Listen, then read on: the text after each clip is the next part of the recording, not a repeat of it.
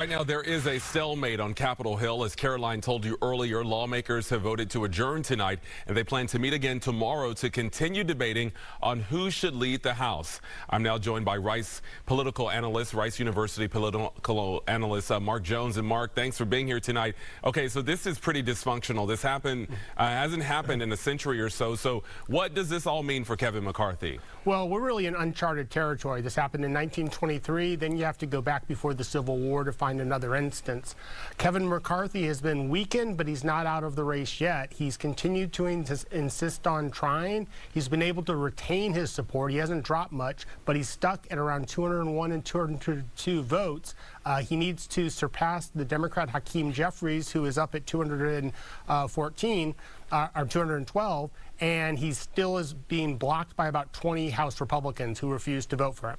Well, Mark, late tonight, some Republicans said they made some progress today, at least in some of their conversations behind the scenes. So what might McCarthy have to give up at some point to get some of the votes that he needs? Well, he's already made a host of concessions to the conservative wing. He could always make more, allowing them to have greater input on policy and on procedure, and effectively allowing them to influence how the rules are set up in Congress, providing more power to the backbenchers, the people who are behind the scenes and aren't in the leadership.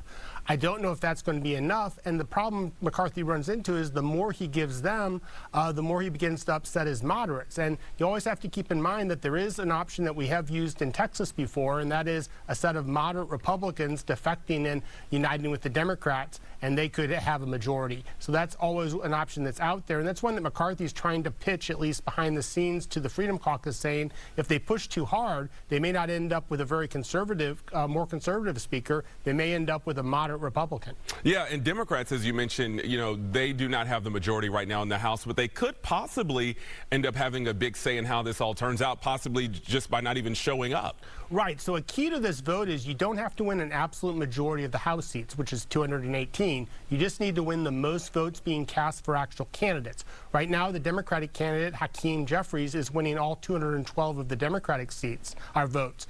But if, say, 10 of those or 12 of those Democrats say were absent or voted present, and all 201 Republicans who are voting for McCarthy continue to do so, then he would be elected Speaker. So that's always an option that's out there. Right now, though, the Democrats are sticking to their guns and not doing anything to help the Republicans out of this massive mess that they've created for themselves. It is a mess, and I'm sure we'll be talking to you again tomorrow. Mark Jones, Rice University, we always appreciate you. Thank you. Thank you.